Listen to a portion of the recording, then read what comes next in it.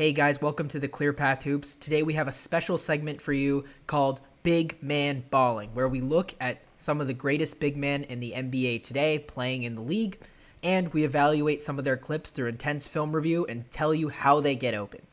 So first up, we have this play here for Karl Anthony Towns, and it's an inbounds play where Kyle Anderson is essentially looking to pass to Karl Anthony Towns. You see Jaden McDaniels rushing down here, and Karl Anthony Towns looks like he's going to go over as obviously Jaden McDaniels rushes down to create a little bit of rim pressure. And Karl Anthony Towns, because he is such a great three-point shooter, can create pressure by the three-point line by going up to it. So as you play a little bit more of this clip, what you see here is Karl Anthony Towns pushes off a little bit, not a foul really, but pushes off to get up to the three-point line. And we have Nickeil Alexander Walker setting a screen right here a little bit for him, just to make it a little bit murky kind of on the inside so that he can get a clear amount of space when he does reach the three-point line. So he gets the ball right here, kind of in an isolation position. And I think something that's important to note here specifically is just the spacing on the court right now. So we have Rudy Gobert right here, kind of by the basket. Obviously, he's not a spacing threat at all, but we have three players all kind of spacing the court. This guy's going out here and essentially leaving a pretty open rim area, kind of area close to the middle of the basket, except for Rudy Gobert, who's not really a spacer in the league today, but he's doing his best to try to space so that Karl Anthony Towns can maybe get into the lane. So what you see here is as he kind of ISOs it, he has a clear amount of space. That's so much space. And so he's going to drive kind of right towards that and take a nice little floating shot over the Pelicans defense, and an easy two. All of that space clearly converted to a Karl Anthony Towns basket. Now let's move right along to the next play. Another Karl Anthony Towns play, it looks like. So we have Karl Anthony Towns at the top of the key right here. We see that the floor is relatively spaced, just like last clip, but Karl Anthony Towns is going to decide to do something else here. Dribbling down the court, there's no action kind of happening. So he wants to pass it into the corner. You can't see who's in the corner right now, but one of our favorite big men, who everyone loves to talk about, Rudy Gobert, is right there.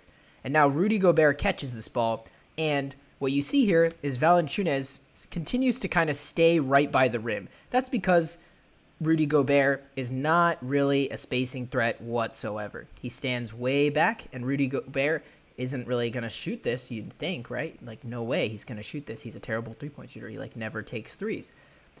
But actually, you'd be surprised to see what happens here. He ends up taking the shot. Now, I think he ends up taking this shot just because of the amount of space. For any NBA player, this seems like a lot of space. But obviously, that's the shot that the Pelicans defense wants them to take. So it's really just kind of like a possession off, it feels like, for both teams. This isn't what great big men do, but it's fun to see Rudy Gobert shoot a three. So I decided to include it a little bit and break it down. But with that in mind, let's move on right to the next play.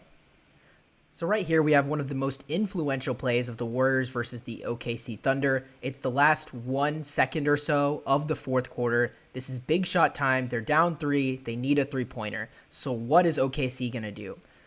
So this is the start of the play. You see Josh Giddey has the ball here, and you see there's Chet Holmgren right here. He looks like he's setting a screen. And then Isaiah Joe, who's one of their best three-point shooters, along with Jalen Williams, who's a pretty good three-point shooter, kind of right here. It looks like right now, at least, you can't really tell, but Chet Holmgren's going to kind of set a screen for Isaiah Joe, and it looks like Jalen Williams is kind of setting a screen right here for Shai Gilgeous-Alexander, who's right here.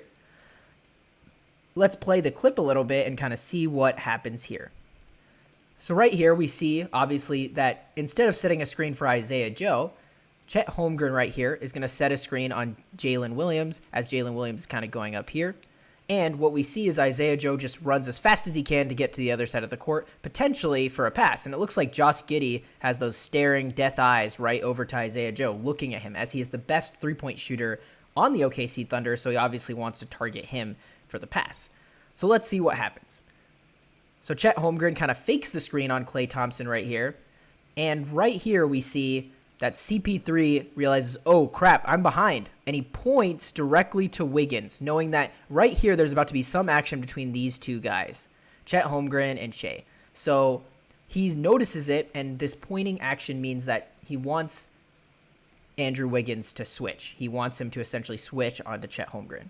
And they actually do this pretty well. What you see here is Wiggins is just a little bit behind, but he's still within an arm's length. Like, this is not much space at all for somebody who is not, a great shooter who's usually a big man. The problem is it's Chet Holmgren, and he's scored over 30 points in this game already, so a little space might just be all he needs on this play.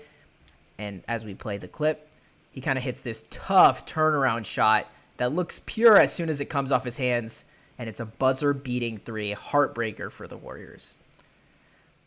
Another big man that really showcases the versatility of the position these days is Giannis Antetokounmpo for the Bucks.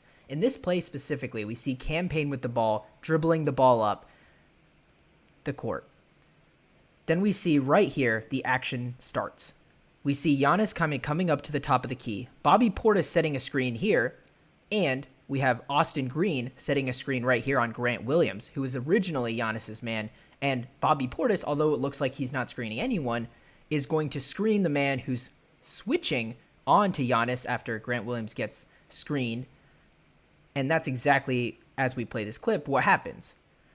So now there's an extra kind of screener preventing Giannis from being guarded face up and having a close person guarding him. Now, once he gets the catch right here, just look at this space. I mean, this is crazy. Grant Williams had to work over all of those screens. So now there's a huge amount of space. And we all know what Giannis likes to do when he sees space. He loves to bull charge right into the lane. And so he sees this opening, bull charges right into the lane. And you see right here, Giannis creates spacing problems for any team that he faces. They know that he's so strong that they need to send help. So we have 1, 2, 3, 4 guys looking straight at the ball, straight at him, not paying attention to who they're guarding, trying to make sure that Giannis doesn't score on this play. And this is Giannis's ability to kind of make sure and have rim pressure and make everyone, even the people who are supposed to be guarding kick-out shooters, aware of what he's doing. And we see here, he finishes it with a nice turnaround jumper, and nobody really can bother this shot whatsoever. He's just so big, so tall, and can get to his spot so easily when they run actions like that for him that he really becomes an unstoppable player.